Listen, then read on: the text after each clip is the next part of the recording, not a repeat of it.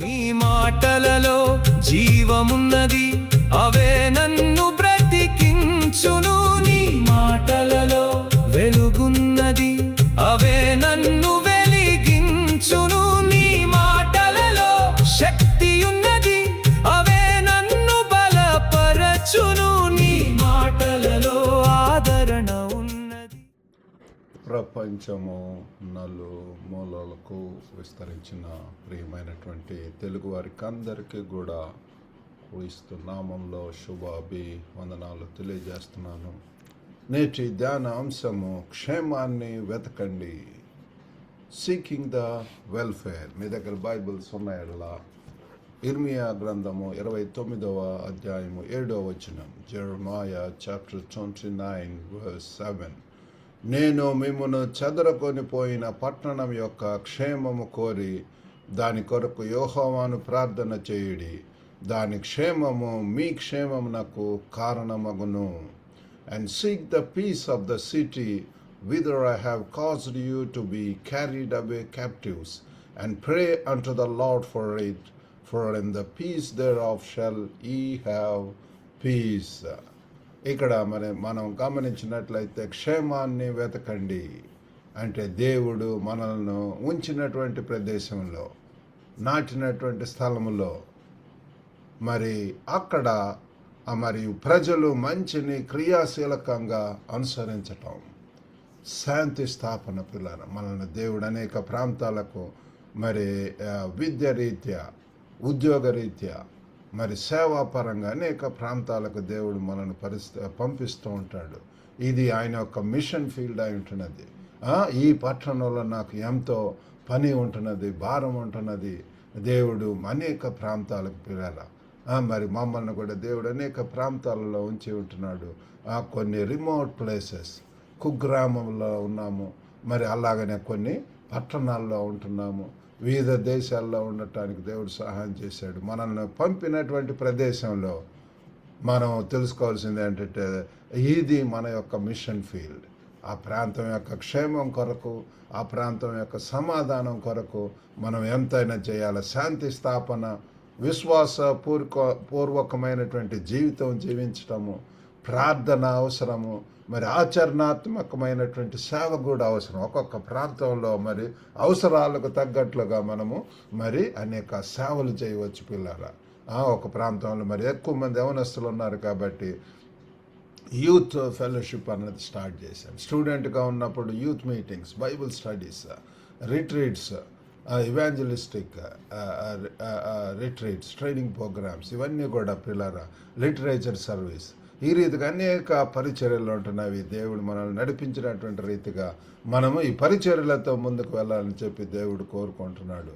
ఈ యొక్క global Telugu fellowship ద్వారా కూడా గ్లోబల్గా ఉన్నటువంటి ప్రజలకు దాదాపు 70 దేశాల్లో ఉన్నటువంటి తెలుగు వారికి ఉపయోగపడేటువంటి, ఆత్మీయంగా వారిని బలపరచడం కోసం, శక్తివంతులను చేయటం కోసం, సాక్షులుగా ఉంచటం కోసం మరి అనేక పరిచర్యలు. ఈ లైబ్రరీ, మార్నింగ్ మన్నా డివోషన్, ప్రతి దినం కూడా ఈ యొక్క డైలీ డివోషన్ అనేటటువంటిది అనేక గ్రూపుల్లో పంపించడానికి దేవుడు సహాయం చేస్తున్నాడు పిల్లరా. కాబట్టి ఇటువంటి పరిచర్యల ద్వారా ఈనాడు మరి బిఎస్ గ్లోబల్ బ్రిడ్జ్ అన్నటువంటి ఆ పరిచర్య ద్వారా పిల్లరా మన యొక్క స్టూడెంట్స్, మన యొక్క తెలుగు విద్యార్థులు అనేక ప్రాంతాల్లో మరి చదువు కోసం, లేకపోతే ఉద్యోగం కోసం, మరి ఆ ప్రాంతాలకు ఇమిగ్రేట్ అవటం కోసం, మరి షార్ట్ టర్మ్ ట్రిప్స్, మరి ట్రావెల్ పిల్లరా, మిషన్ ట్రిప్స్ అరేంజ్ చేయటం, ఇటువంటి అన్నీ కూడా ఎంతో బిజీగా ముందుకు వెళ్తున్నాం పిల్లరా. మ్యాట్రిమనీ సర్వీస్ ద్వారా మరి మంచి కుటుంబాలను ఎస్టాబ్లిష్ చేయటం, ఈ యొక్క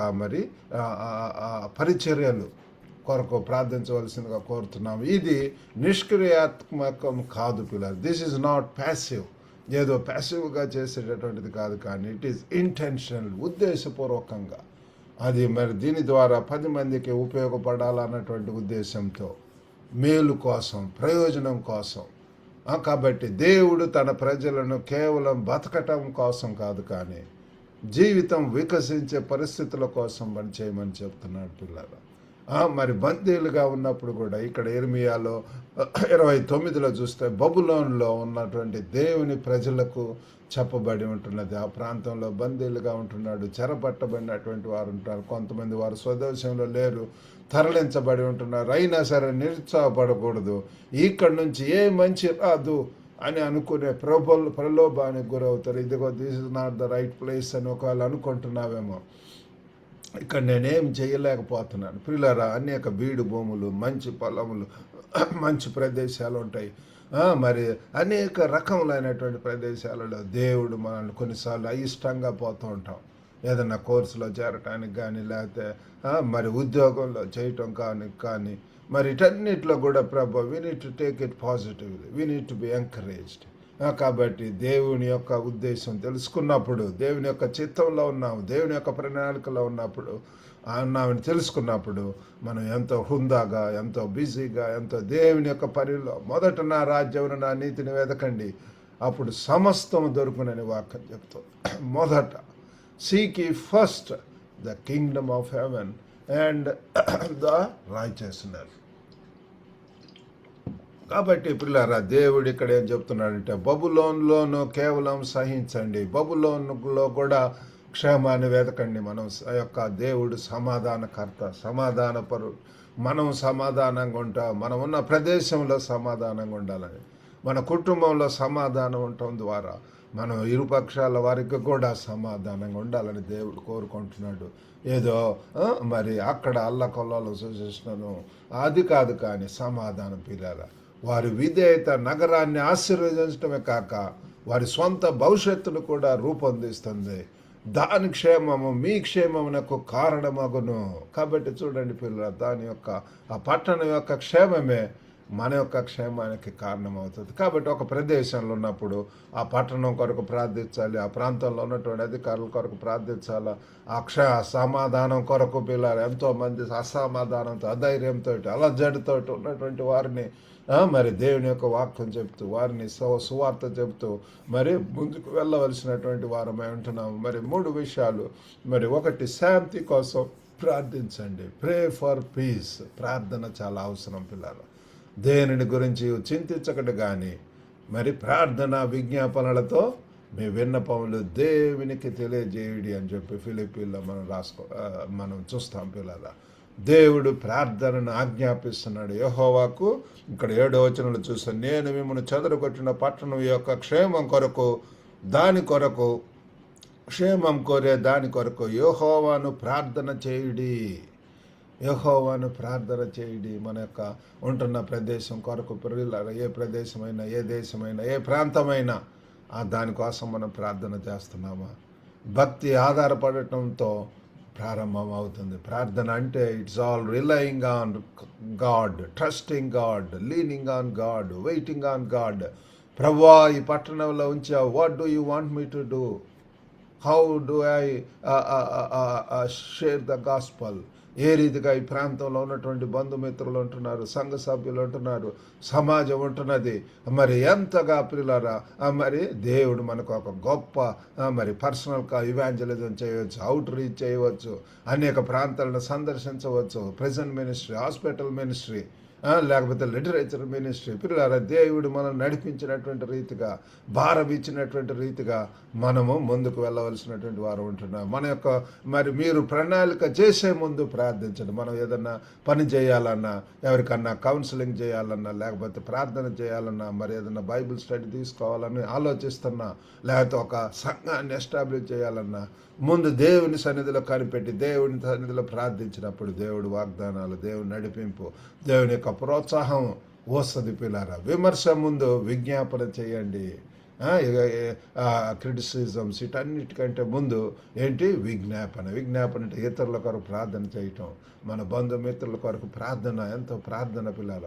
ఆ ప్రార్థన వారిని మరి దేవుని సన్నిధికి తీసుకొని వస్తుంది.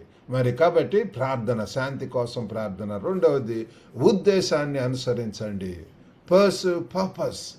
పర్పస్ బిల్డ్ లైఫ్స్ పిల్లల. ప్యాషనేట్గా ఉంటూ పిల్లల ఉద్దేశాన్ని అనుసరించడం. దేవుడు మనకు ఒక మిషన్, ఒక విజన్ దేవుడు ఇస్తాడు. ఆ గురితోటి మనం ముందుకు వెళ్ళాలి. ఈ యొక్క గ్లోబల్ తెలుగు ఫెలోషిప్ యొక్క విజన్ ఏంటంటే ఎంకరేజ్, ఎడిఫై అంటే empower. Connecting global Telugu community, గ్లోబల్గా ఉన్నటువంటి తెలుగు వారికి ఉపయోగపడేటువంటి అనేక పరిచర్యలు మరి ప్రారంభించి ఉంటున్నాము. ఇది 2000 సంవత్సరంలో స్టార్ట్ అయింది. వీకెండ్ మీటింగ్ ఉంటుంది శనివారం. మరి ఆస్ట్రేలియా, న్యూజిలాండ్లో ఉన్నటువంటి మన యొక్క తెలుగు వారితో ఈ కార్యక్రమం జరుగుతుంది.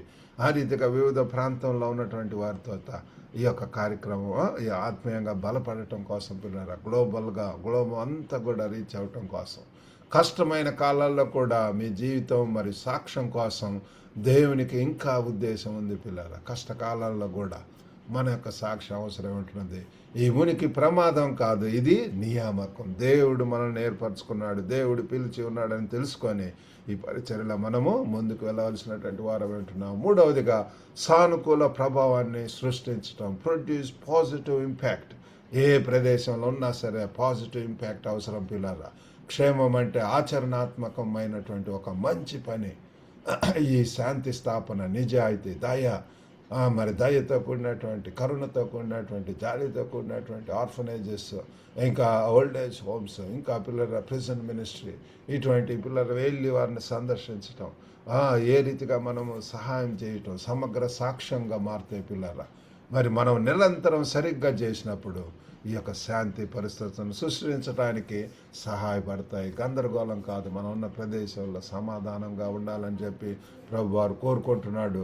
కాబట్టి మరి మత్తయి సువార్త 5:14-16లో చుట్టుపక్కల వారికి ప్రయోజనకరంగా చేర్చే వెలుగు, లోకమునకు వెలుగు అయి ఉంటున్నారని చెప్పి యేసు ప్రభు వారు చెప్తున్నాడు పిల్లలు. మన నగరంలో, కుటుంబంలో, సమాజంలో చీకటిగా ఉన్నటువంటి ప్రజలు ప్రభుల దేవుణ్ణి ఆ వెలుగును చూడాలని చెప్పి ప్రభు కోరుకుంటున్నాడు.